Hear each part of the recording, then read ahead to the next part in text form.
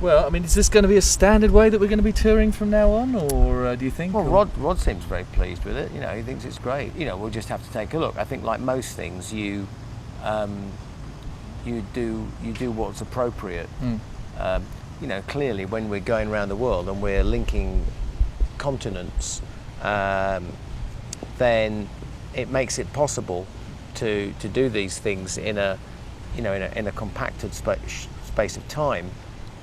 Which I think is to everybody's advantage, you know, because otherwise we'd be hanging around with a week in between every gig while we waited for the gear to arrive and show up and things like that, you know.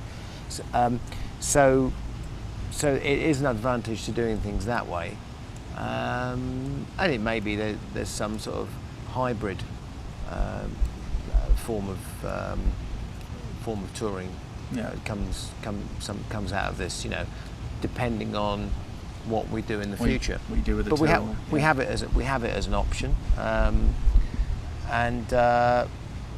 we know it works. Well, I think as we've said, nobody's really done this before on such a grand scale. I believe Joe Cocker once attempted this, and his tour manager famously gave him a penny and said, after the tour, and said, "There's your profit," after doing it on a plane. Obviously, things have changed somewhat since then. Things have changed because, you know, you have to crunch the numbers, and the whole point of doing this is so that, you know, so we can do this and make it work. Certainly, the tour is noticeably more profitable doing it, you know, with the airplane. Now, if you took the airplane out and you toured, let's say, in the summer, doing festivals this way, it wouldn't make any sense. No. Because the festivals are relatively close together. You spend 2 or 3 days with all the equipment in trucks, and you truck it there. So it would make no sense to do that. And the crew and sleeper buses and so on and so forth.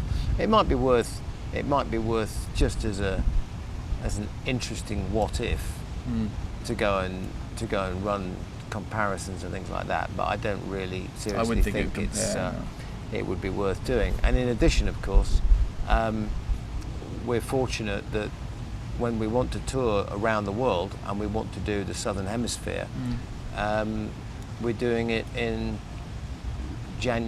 late January, February, which is kind of the graveyard shift for every airline on the planet. Right.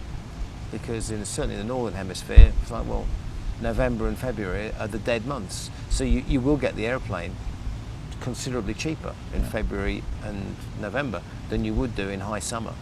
You know, I mean, it would be probably 50% or more cheaper. Okay. Well, moving back to the tour, favourite bit so far? Any favourites, or even a strange bit you've had? Favourite bit so far? There's only five gigs in, I think. Yeah. No, Bangalore, Dubai.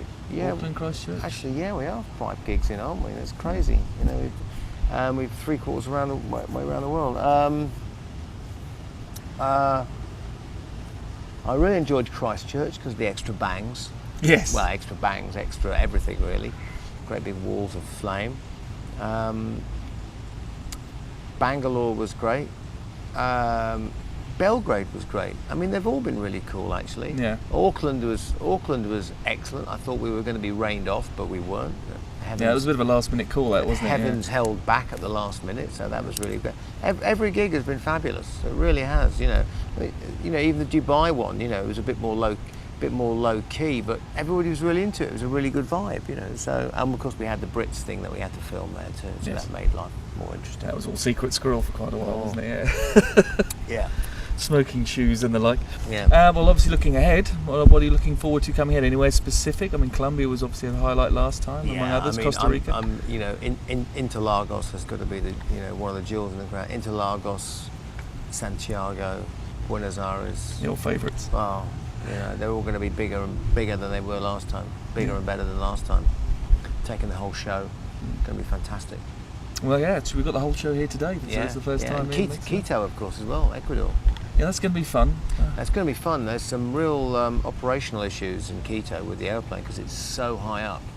Yeah, we did hear the pilots had to be on oxygen apparently when they come into land, and we were kind of wondering what about the rest of us. Well, no, it's exactly. I mean, you're much higher up than Bogota, and it Yeah. makes a huge difference. I mean, yeah, we put some procedures in place with the help of Mr. Boeing, who's helped us out with our procedures for sorting out how to do keto. But effectively, you're so high that you're at the point in keto when you're taking off, and within about 15 seconds, you're at the point where the cabin altitude warning light would go on for a normal flight. Oh, wow. Because you're that high up, and you're in that atmosphere Already, yeah. already, you know, breathing very thin air.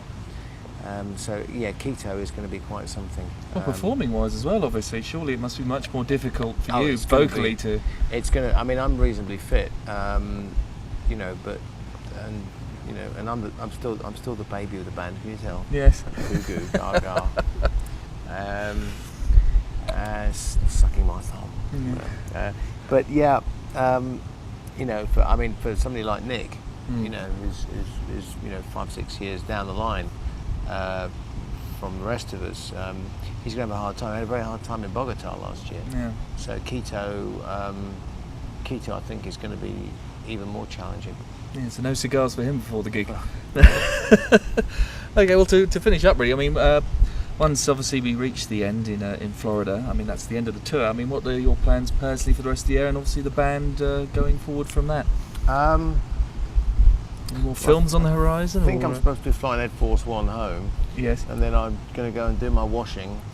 And then I'm going straight back out the other way to Mexico again. Or? Holiday.